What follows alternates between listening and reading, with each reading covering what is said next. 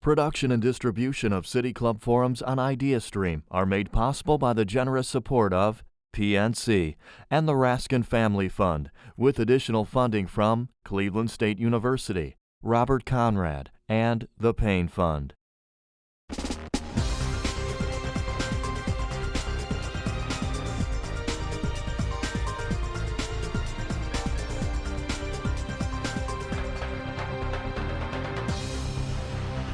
It is my pleasure to introduce you to today's panel. This forum is presented as part of our Youth Forum series sponsored by AT&T. We appreciate your continued support. Human trafficking is a multi-billion-dollar international enterprise. According to a recent UN report, sexual exploitation is the most common form of human trafficking, comprising 79% of cases. The International Labor Organization estimates that there are 4.5 million people trapped in forced sexual exploitation. Labor trafficking is the second most common form of trafficking, making up 18% of cases. A common assumption is that trafficking generally takes place across international borders, but in fact, domestic trafficking is the most common form of trafficking. Ohio is no exception to this problem. In fact, in the U.S., Ohio ranks as one of the worst regions for human trafficking. A preliminary report on Ohio showed that 49% of victims were under 18 when first trafficked. Nationally, over 100,000 children are thought to be involved in the sex trade, but there are initiatives to combat trafficking. Since the National Human Trafficking Hotline's inception in 2007, they have received over 138,000 calls and have nearly 30,000 cases. There are hundreds of organizations working to combat trafficking and to protect populations vulnerable to trafficking. According to the Ohio Attorney General's 2014 Human Trafficking Annual Report, the state rescued 181 victims in 1 year. It is within this context that Andrew Burke, Special Agent for the FBI, Karen Walsh, Director, Collaborative to End Human Trafficking, and Holly Welsh, Assistant Prosecuting Attorney, Special Investigations Division, Cuyahoga County Prosecutor's Office, joins us today. Ladies and gentlemen, members and friends of the City Club of Cleveland, please welcome our panel and moderator, Youth Forum Council Member Grace Gaddis.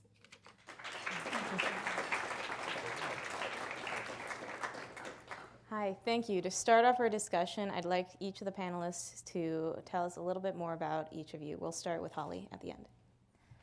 Good afternoon, everyone. I am, as you heard, an assistant county prosecutor here in Cuyahoga County. So I handle cases specifically involving child exploitation.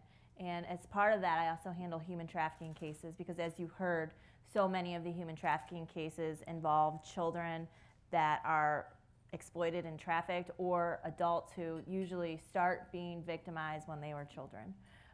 So I am the prosecutor who goes in. I'm actually in trial right now in a human trafficking murder case.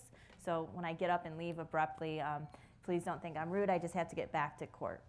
So thanks for having me. Thank you for having all of us. My name is Andy Burke, and I'm a special agent with the FBI. Currently, I'm assigned to our Violent Crime and Child Exploitation Task Force. My duties and responsibilities there are primarily related to child sex trafficking. Before this, I spent 18 months at the FBI headquarters as a supervisor in our Violent Crimes Against Children unit, overseeing program management for these particular violations. Thanks for having us. Thank you, too. My name is Karen Walsh. I'm the director of the Collaborative to End Human Trafficking, which is a nonprofit here in Cleveland, which was formed about 2007.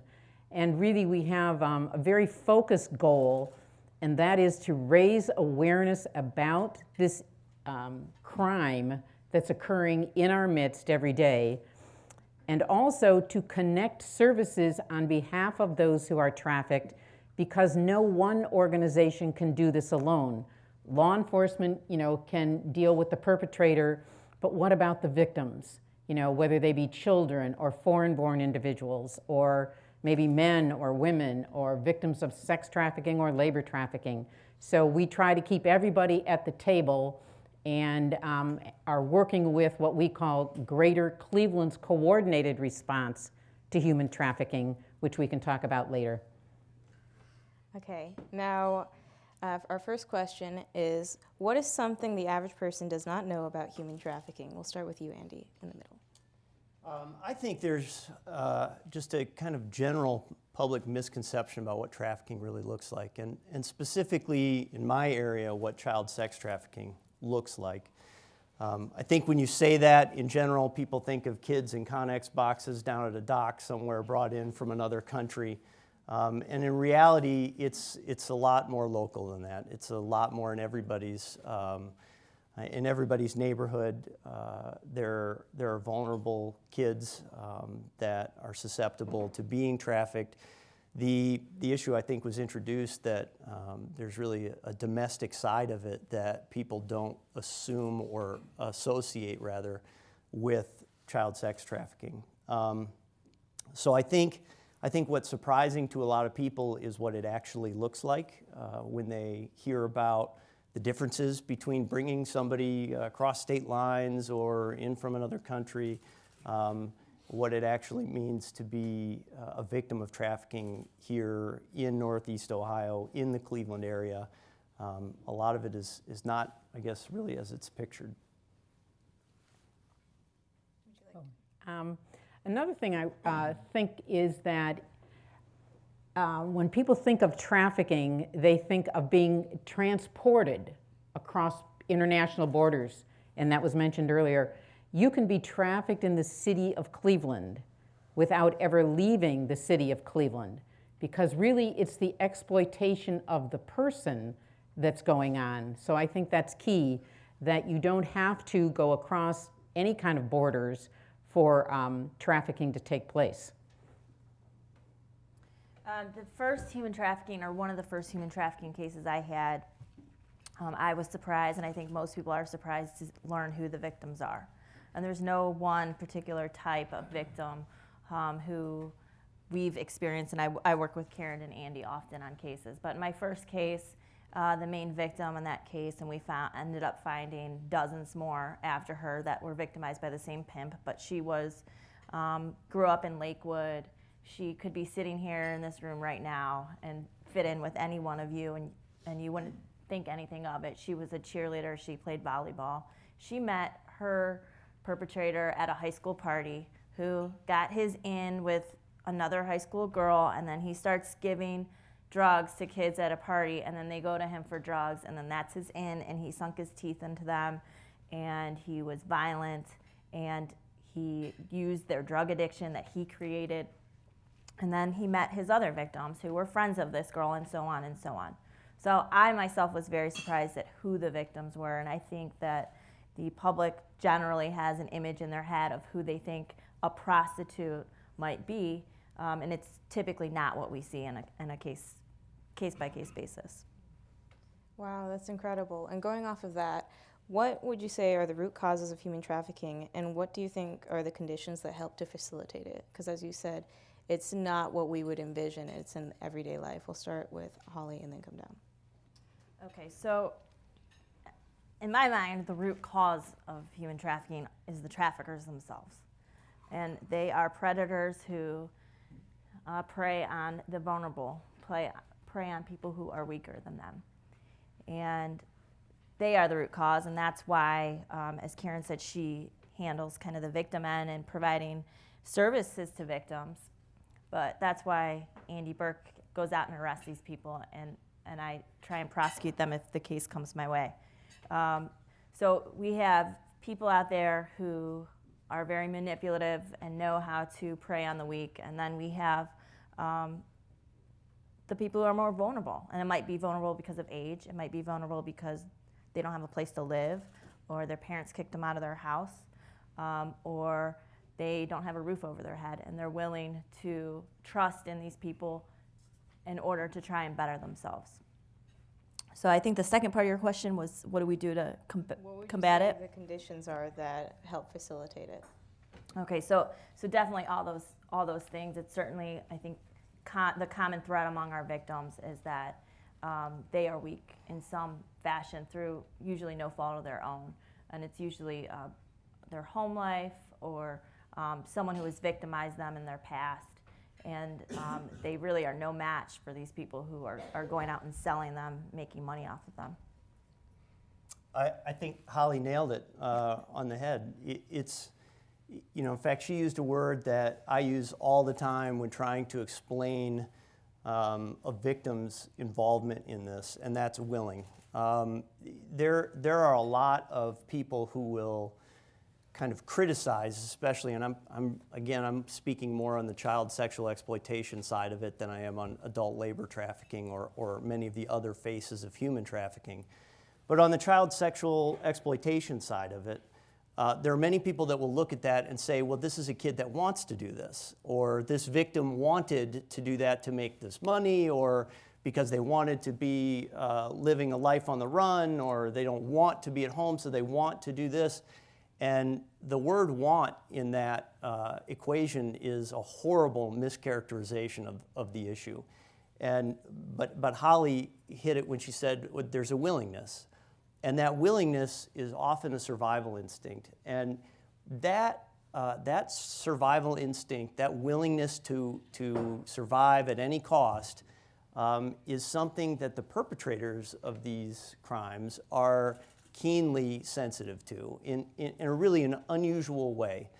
They are extremely vigilant observers of the human condition many times, and they are able to somehow single out with amazing accuracy kids that are the most susceptible, the most vulnerable, and those kids become willing sometimes participants in their own exploitation, and that's probably our biggest hurdle to overcome. The deprogramming of a victim after they've been through something as horrific as that. I mean, you're talking about people who are willing to profit from the pain and suffering of other people. I mean, that is what one of these perpetrators really looks like at the end of the day. And there's no amount of money in the world that would make that worth it. But we're not talking about, people who are out there making, LeBron James money. We're talking about people out there that are benefiting from these kids, and again, their pain and suffering to the tune of a couple $100 in any given day. So, number one, first and foremost, it's the perpetrator, but they're really preying on a kid that has been set up for failure a lot of times. I think to piggyback on what's been said, the first thing that strikes me is the vulnerability is so key, and we're all vulnerable. Every one of us in different ways to different people, to different situations.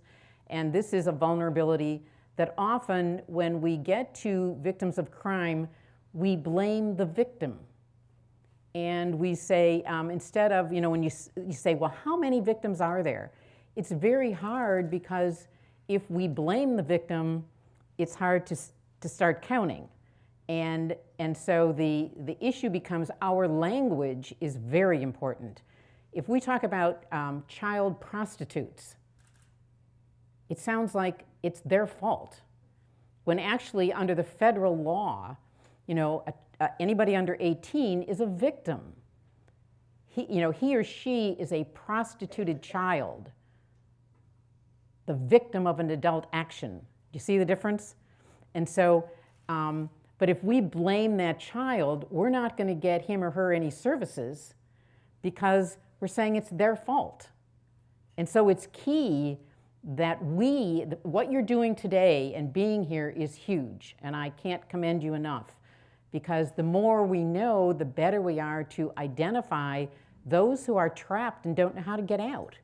Same thing is true when we refer to people as illegals.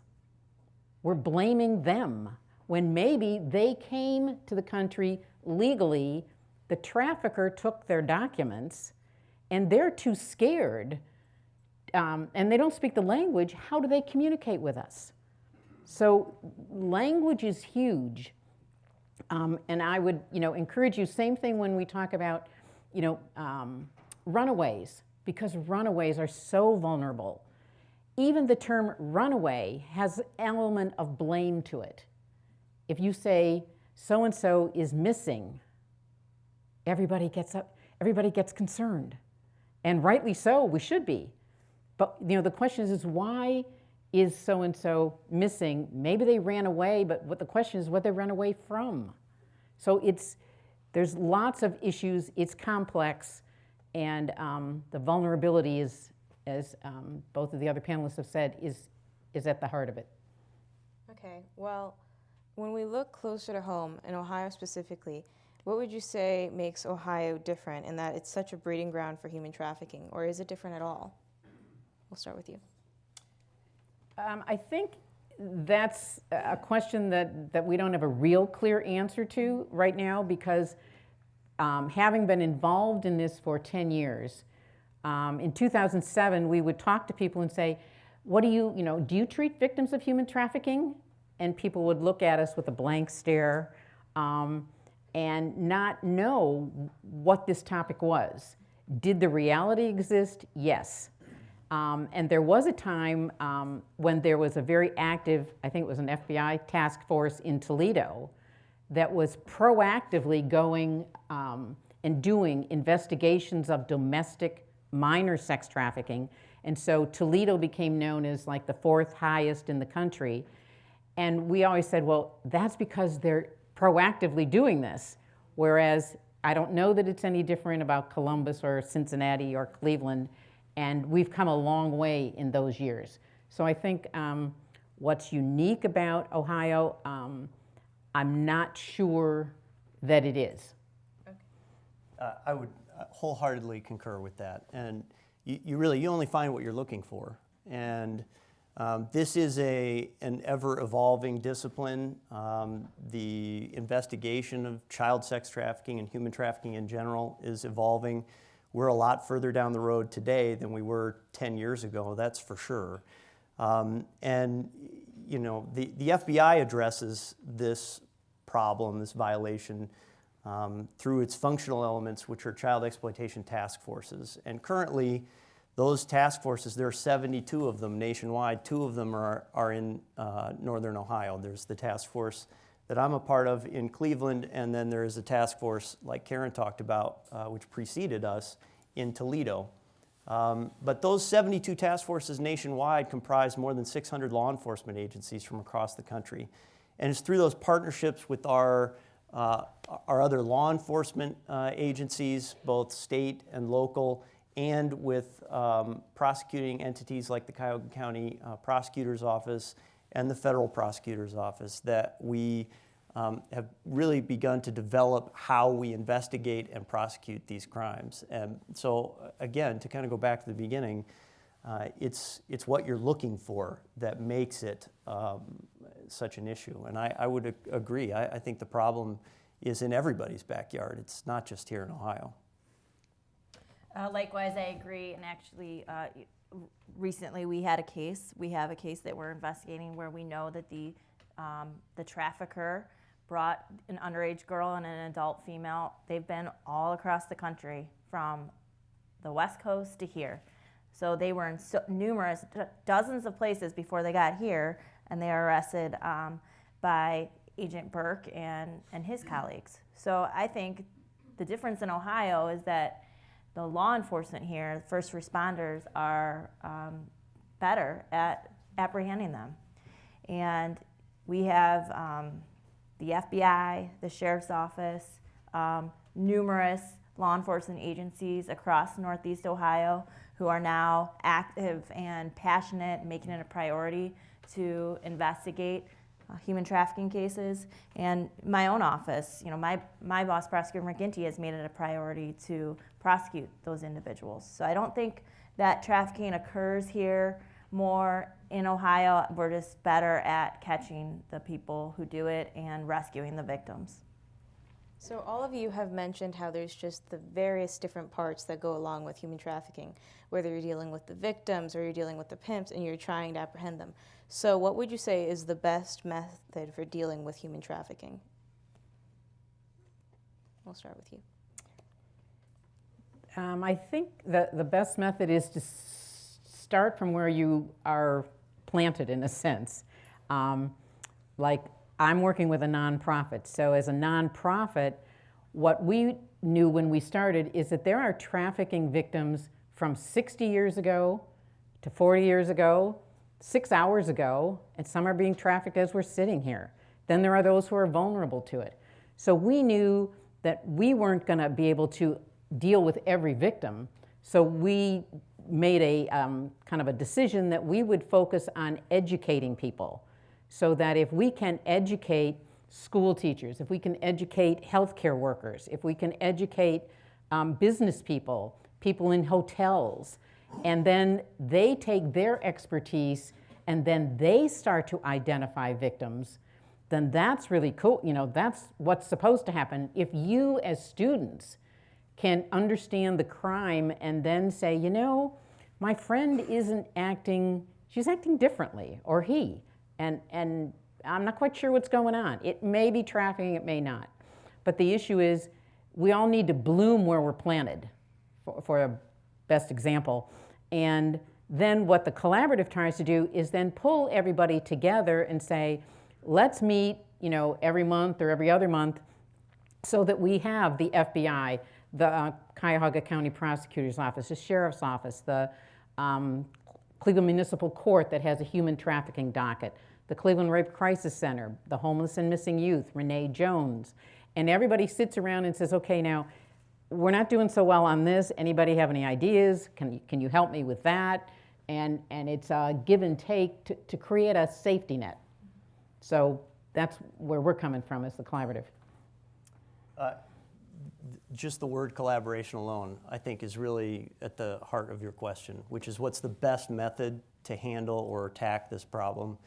There's not a single agency or entity that can handle this problem on its own. And one of the things that I'm the most proud of in Cleveland, and how this city and this community has responded to this, is through that collaboration. And you know, listen, time is our most precious commodity here. And I don't have time, the capacity, or even the ability to provide, you know, A to Z services.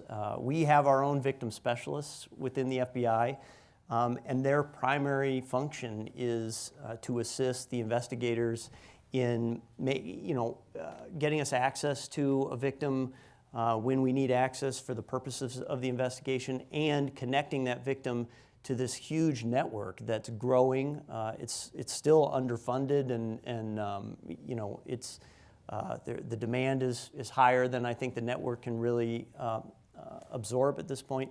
But if it weren't for those pieces, then the victims would disappear when we need, you know, their assistance and cooperation, and they would slip back into, you know, unfortunately, likely being a victim. And the cycle would continue. But the fact that we have all of these great supports, this excellent communication from the state, federal, and local levels, that's what supports these investigations. And from a law enforcement perspective, our end goal has to be holding those that are perpetrating these crimes accountable to get them out of that, you know, get them out of the system. So really, collaboration is the only method. It's not the best method, it's the only one. I definitely agree with that, and our cases are stronger because we are proactive. And every case that we can be, we try and proactively investigate the case compared to reactively investigating it. If your home is burglarized today, you're going to go home and call the police, and the police are going to investigate what happened yesterday. With human trafficking cases, that's very difficult to prosecute those types of cases if we're only reactively investigating it, because it's not just one incident. It's not just that one burglary that occurred at your house. We're talking about hundreds of sexual assaults that have occurred to these victims, sometimes years, if not, at the very least, it's always weeks or months of them being victimized. So we have to be proactive. When we get information, when we get tips, we are going out and investigating as the crimes that are happening, the victims that are being trafficked right now. The only way that we can be proactive is through this collaboration. And we do have collaboration amongst all our respective departments and offices up here, and also other law enforcement agencies, and that's what allows us to be hopefully successful. Okay, well, we have time for one more question, okay? And so we'll start with you, Andy, this time. This is really for everybody in the crowd. So if you're in this situation or you know somebody who is, who do you contact for help? Or where is the best place to really go?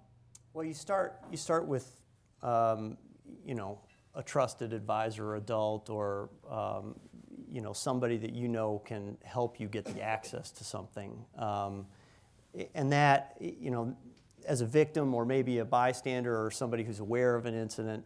But there are a lot of resources available, but you have to be able to put your own you know, fears about maybe outing somebody that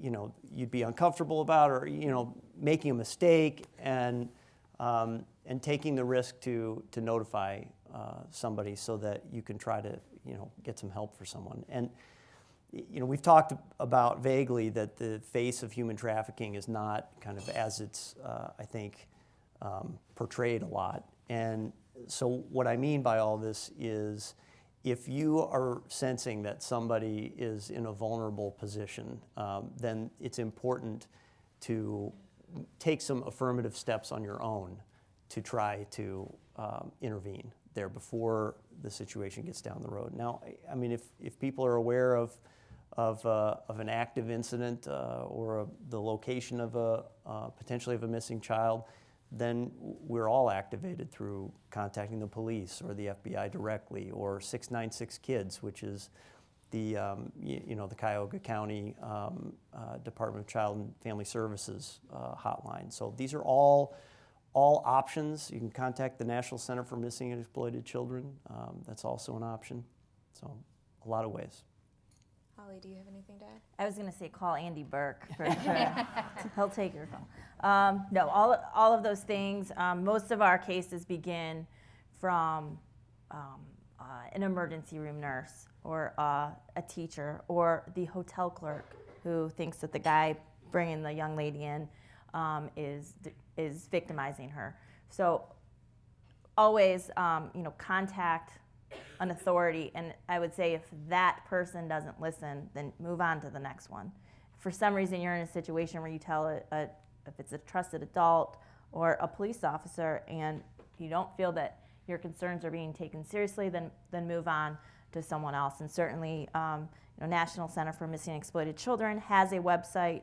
You, as a citizen, you can go on to their website and make a report of any suspected child exploitation, and they make sure that that information gets to the appropriate law enforcement agency. And I'll throw out the phone number. That's 1-800-THE-LOST. That's the National Center for Missing and Exploited Children's hotline phone number. What I would do, this is sort of like a advertisement, but I don't know if many of you have seen the billboards around town that say human trafficking happens here too. We put those up simply so that people would be aware, and our goal was that people would go to the website, which is Happens Here Too. On that website, it has basic information. It has multiple numbers for not only the FBI, it has the Sheriff's Office, it has the Cleveland Rape Crisis Center STAR hotline, which is specifically for trafficking. It has Renee Jones, who also works with trafficking victims. It has Belfair's Homeless and Missing Youth Program. There are a lot of cards like this out on the tables, so take one. It has all these numbers. It has basic information. We have many of these for your schools. If you want them, just contact the collaborative and we can get that information to you. Thank you. Good afternoon. My name is Madeline Conley. Today we're enjoying a youth forum panel discussion on human trafficking featuring Andrew Burke, Special Agent of the FBI, Holly Welsh, Cuyahoga County Prosecutor, Karen Walsh, Director of Collaborative to End Human Trafficking, and moderated by Youth Forum Council member Grace Gaddis. We're about to begin the audience Q&A. We welcome questions from everyone, City Club members, guests, students, or those of you joining us via our webcast. We ask that your questions be brief, to the point, and actual questions. If you are joining us via webcast and would like to ask a question, tweet your question at City Club Youth and we'll ask as time allows. Today's forum is also sponsored by AT&T, and we thank you for your support. Holding microphones today are Youth Council members Maria Savani and Anthony Chin. If you have a question, please raise your hand and the mic holders will come to you and they will hold on to the mics to make sure that we can hear you. First question, please. Yes, this is from Ms. Walsh. You spoke of how sometimes human traffickers seize someone's immigration papers and hold them and make them work for them. Could you talk a little bit about that? I would say that there are multiple cases, in various states where people have come to the United States. When you go back to the federal law, the trafficking takes place by force, fraud, or coercion, and people are promised jobs in the United States, and people come here with their papers ready for this wonderful job. And I think of one particular case where a university student was coming, I believe, from the Ukraine, wanted to learn English, was going to work in Virginia Beach in a restaurant, and the traffickers, when she landed on her, off the plane, said, "Oh, by the way, your job is in Detroit." And she doesn't speak English, so she doesn't know Virginia Beach from Detroit from Oklahoma. And so they say, "We're going to put you on a Greyhound bus and we'll hold your papers because it's a bit of a distance." So they hang on to the papers. All of a sudden, she's in Detroit and being forced to strip and has no documentation to prove that she's here legally. That's one case. There's cases of workers after Hurricane Katrina who came with their papers, and partway through, they were pipe fitters and welders who had paid high recruitment fees to come. Halfway through, they said, "We don't need you anymore," and people were left with, what do I do now? And their papers ran out. And so then they become, where do I go? How do I prove this to somebody? Which makes it very difficult because they're terrified of deportation and going back, with shame because you had the chance to go to America and you blew it. If that answers your question. Thank you. And just in general, if any of you had a specific question for Holly Welsh, if you tweet it at CUI Prosecutor, she will try to get back to you. How do you help, how do you help and get them out of the situation after? Like, what happens to them after the situation happens? I guess the root of this is, what do you do immediately upon a recovery? And what you do immediately to at least open as many doors as you can. So I can speak from a law enforcement perspective, and there's been kind of a sea change in how law enforcement addresses this. First of all, we use the term recovery and not rescue. And the reason that we do that is that nobody's wearing capes out there, and what we are doing is recovering kids and then doing our darndest to investigate the situation that they were in, hold those who perpetrated the crime accountable, and provide the services and opportunities to the victim to get out of that situation, to the best of our ability. But part of that sea change is recognizing that victims in these situations are exactly that they're victims. And our first step is always, once we've kind of met the immediate safety issues, would be to get this victim to a hospital. So a lot of our recoveries come as a result of sting operations or through a direct tip that a child was recovered from a situation that was indicative of trafficking. And so our first goal is to take a kid to the hospital or have them transported to a hospital. And then we work with different social service agencies, those that have direct control over the welfare of a child, like Child and Family Services might, and those that are partner agencies, there are half a dozen or so in the area, but and all of them are fantastic. I wouldn't mention them only because I'm afraid I would leave somebody out, but those agencies are the real knights in shining armor. They come in and they have the ability to work with these kids, sometimes in a residential facility. If the custody of the child can be assumed by the county, then oftentimes we're able to get a kid into a locked residential facility. So we're assuring the kid's safety and security, and we're allowing for a healing process to take place. The battle that we struggle with in law enforcement all the time, there's a balance between what the county is able to do when it comes to taking custody of a kid.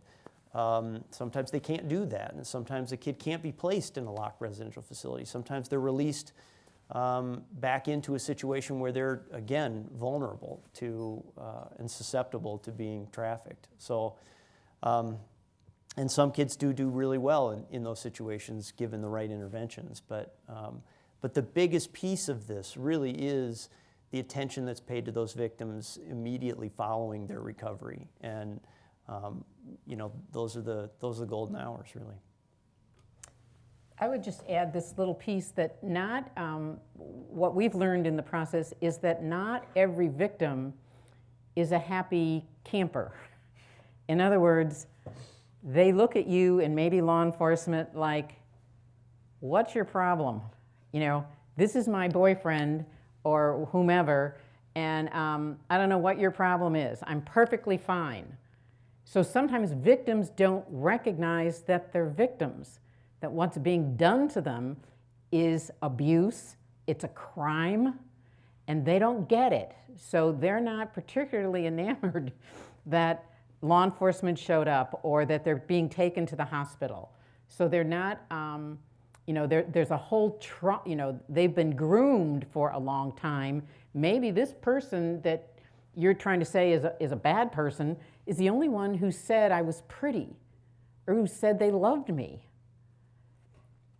And now you're going to break that. You're going to take me, it's a very complex, so we need all the mental health services, trauma services. It takes all kinds of backgrounds to help people through, the trauma that, I've really been sold. That's kind of an interesting thing for a human being. I've been sold as a piece of property. Sometimes they've been branded. That's very difficult. And so they're not necessarily always happy to say, oh, there you are. I would say almost never, as a more of a rule. We're frequently involved with kids. I mean, there's a lot of physical restraint that has to occur in some of these cases. They've more often or more than once, during that kind of initial encounter, 80-pound, 15-year-old girls have taken swings at me in the process of rescuing them. Right? That's why you don't use that term.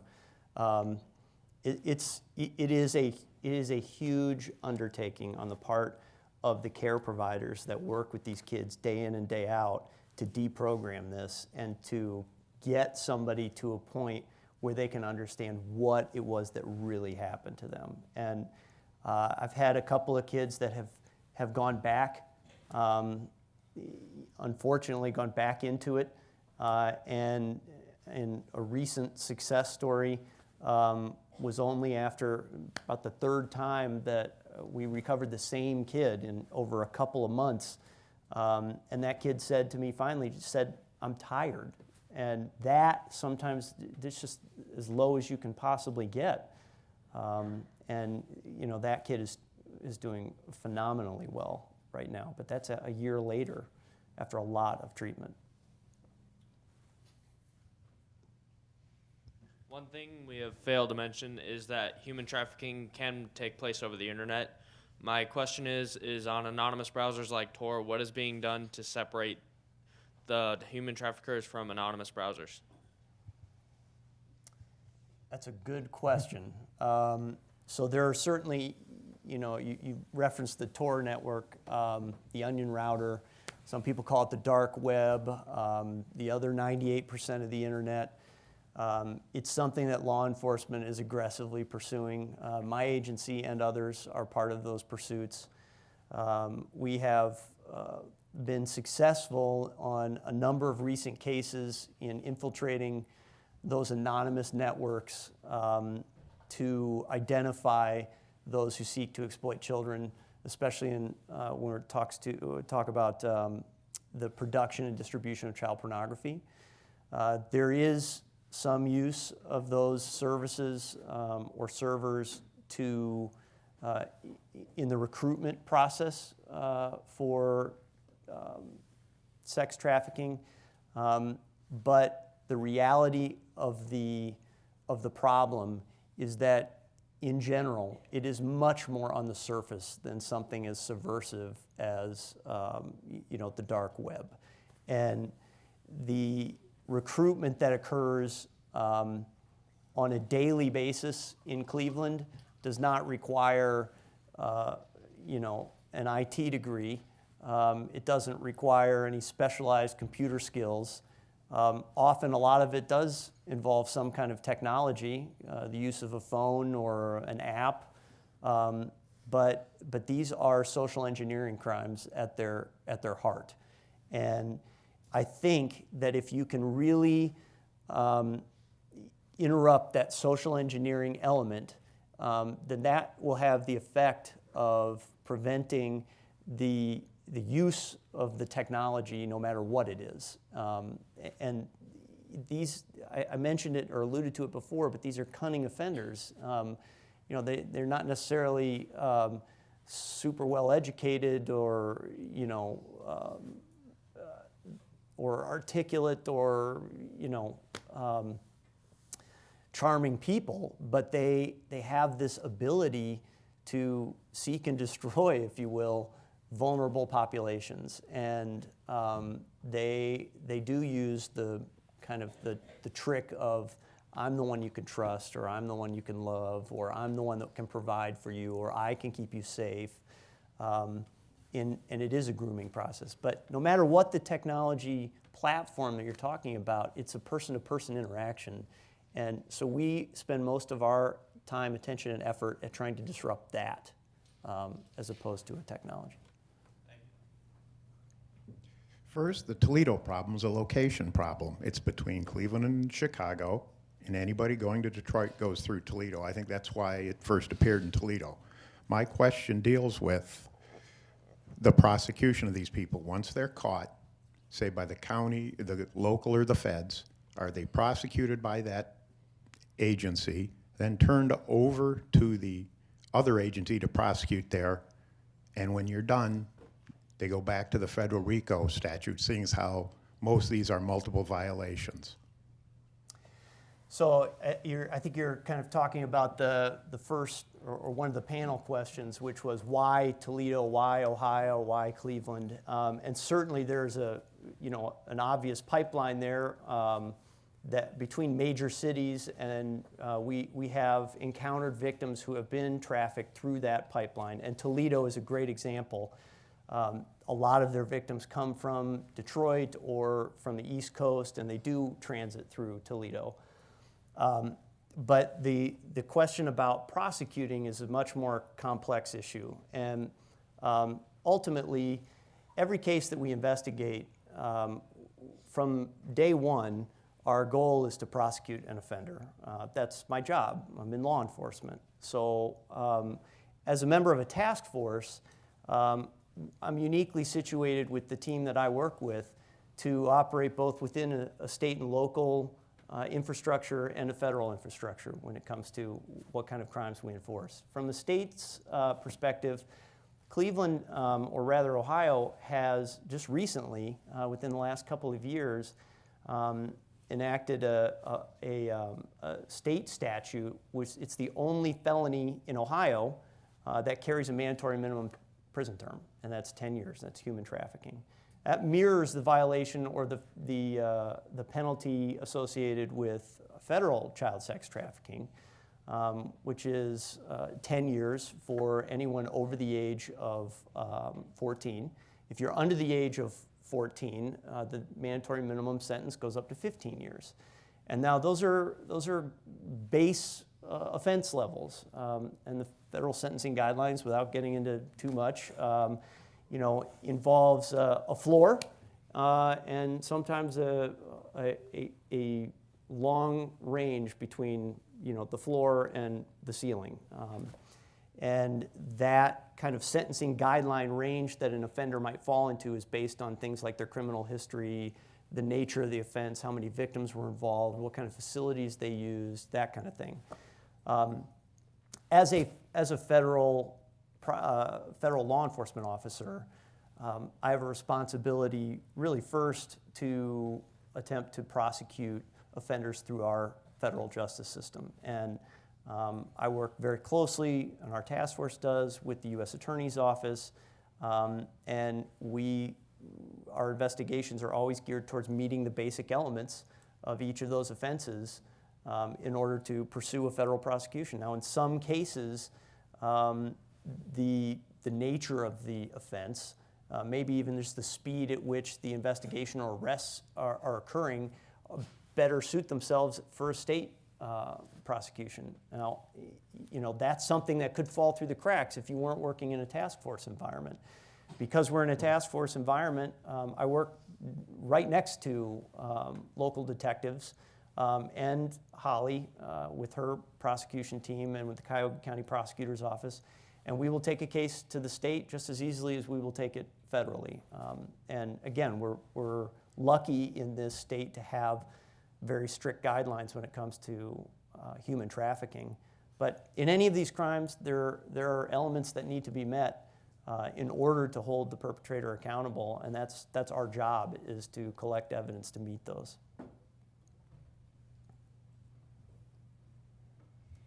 Hi, I want to thank you all for coming today. It's been really informative and I hope helpful to a lot of people.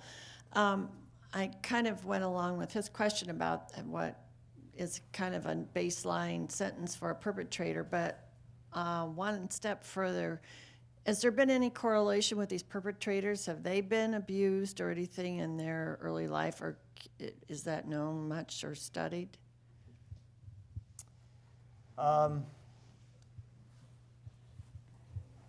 I'm not aware of any study. There was some, I remember a call a number of years ago, somebody looking to do that research, but I don't have enough information to comment on it. Yeah, I don't think I could comment on it scientifically either. One of the things that I think is interesting is if we look at, why there isn't any data. The federal law was passed in 2000. So the federal law may be younger than some of you in the room. And that's really what turned the kind of the awareness of this, that the crime didn't change, we as a society are changing. And so that's only 16 years old. The Ohio didn't get a law against human trafficking until 2010. So that's only been 6 years in terms of getting it passed, getting it filtered down to law enforcement, prosecutor's office, to the people on the street, and then getting the cases back. So I think we're at the beginning, and maybe, in due time, those things will emerge, but I don't think we're there yet. So since private and government funding are both limited in fighting human trafficking, where do you guys think the money should be directed? Towards fighting, helping the victims, or fighting the perpetrators? Both. I mean, it goes hand in hand, that obviously we need to put people who are enslaving other people. You know, we need to hold them accountable and say, this is not acceptable. To buy and sell people, no, this is not acceptable. On the other hand, when you have the victims who are terribly traumatized, whether they've been trafficked for a day or 3 weeks or 2 years, the amount of services needed for one individual to work their way back out of that trauma are immense. So it's hard. I wouldn't put one over the other, I guess is my response. You can't really have one without the other.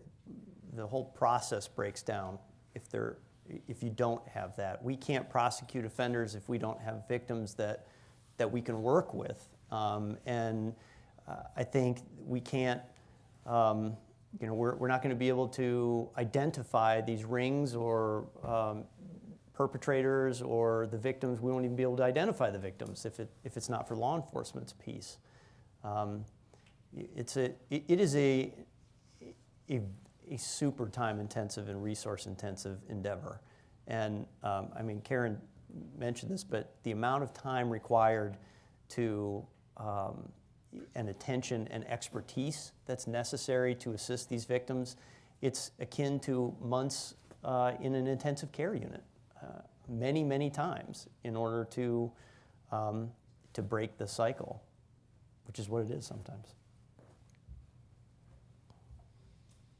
I was wondering if there's anything being done to prosecute the people who are buying the human trafficking services? That's a great question. We're often asked about the demand side of things. And we just, in Ohio, for the first time in Ohio, just this year, we prosecuted an offender for exactly that. And what I mean is, we prosecuted somebody for federal child sex trafficking who was what many would assume or call a John or a customer. And it is inordinately difficult and time-consuming to do so, but we are 100% committed to pursuing it. It was a successful prosecution. The individual that was prosecuted, I believe that we finished trial in September. He was convicted. It's as part of this,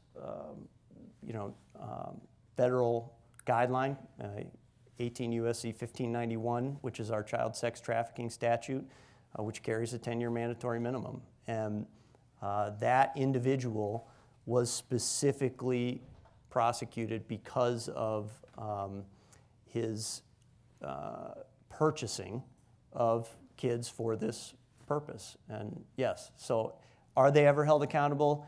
Yes, it is a difficult crime to identify, to collect the evidence of, and to prosecute, but we're committed to that.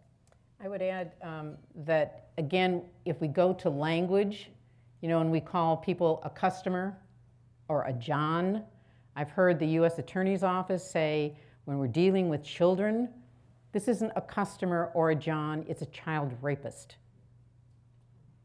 So we need to hold them accountable. It's a very different thing. It's nice to say, well, it's just a customer, it's just a John. No, we're talking about child rapists when we're dealing with a minor. Okay, we have time for one more question. Oh, yeah, okay. So in the dominance, so nature of dominance, that the owner's life is superior over the human slave's life. And according to that, so that means that in cases of like the owner being like, his life is being set at risk because he finds out that his human slave is working with the police, and so then it will be sometimes the cases of a human trafficking case turn into an unsolved mystery because that owner did whatever he could to make sure he had zero trace of his crime and atrocity. So what would you do in cases like that? Because it can happen anytime. So you're speaking specifically to the safety of victims that are in these situations, and that is, it's our first priority, always. Whenever I am, whenever we first meet a victim, the first thing we always tell them is your number one priority is your safety, and that often leads to an immediate action to arrest the offender. So one of the things that makes these cases difficult to investigate is, unlike a property crime, where we may be able to work with a victim. Let's say somebody's having television stolen out of Best Buy. We might be able to work with Best Buy and let somebody steal a few more TVs, and that allows us to do some surveillance and identify the people that are taking these TVs and fencing them and kind of ferret out the entire enterprise. Unlike something like that, if there's a kid involved, we have to act, and we have to act immediately. And we do not fail to do that. If a child is recovered, specifically in a sting, and there's a trafficker involved in that, then that individual is arrested. We make every effort on the state side to set a very high bond for somebody in that situation. And on the federal side, they are rarely, the offenders in cases like this are rarely not detained pending their trial. And then additionally, victims in these cases, their identities are protected by law enforcement and the social service agencies that work with these kids just about as well as any victim could possibly be protected. So we take very affirmative actions to do so. All right, well, that'll conclude our forum. All right, can we follow our panelists and grace the big hand real quick?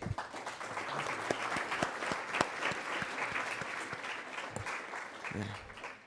It's an especially challenging forum with one of our panelists being caught in car trouble in the last minute, changed our speaker plans and accommodating a panelist who had to leave early. So a big congratulations out to Grace for managing all that and still putting on an excellent forum.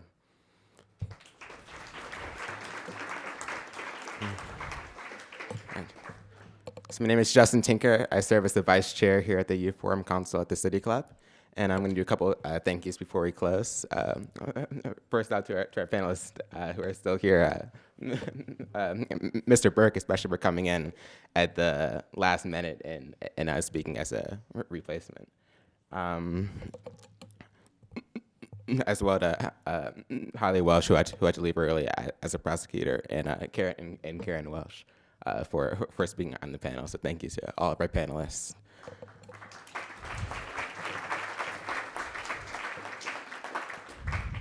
And then, of course, thank you to all of you for attending an especially important and relevant topic, which is especially important to both people here and the people who've talked about, who've learned about through the conversation over the last hour. So thank you to all of you for attending and being willing to learn and act on this topic. So with all that, we'll conclude our forum. Thank you.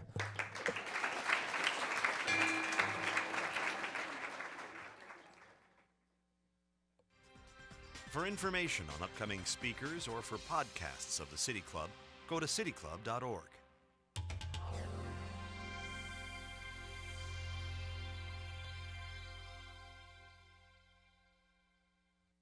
Production and distribution of City Club forums on IdeaStream are made possible by the generous support of PNC and the Raskin Family Fund, with additional funding from Cleveland State University, Robert Conrad, and the Payne Fund.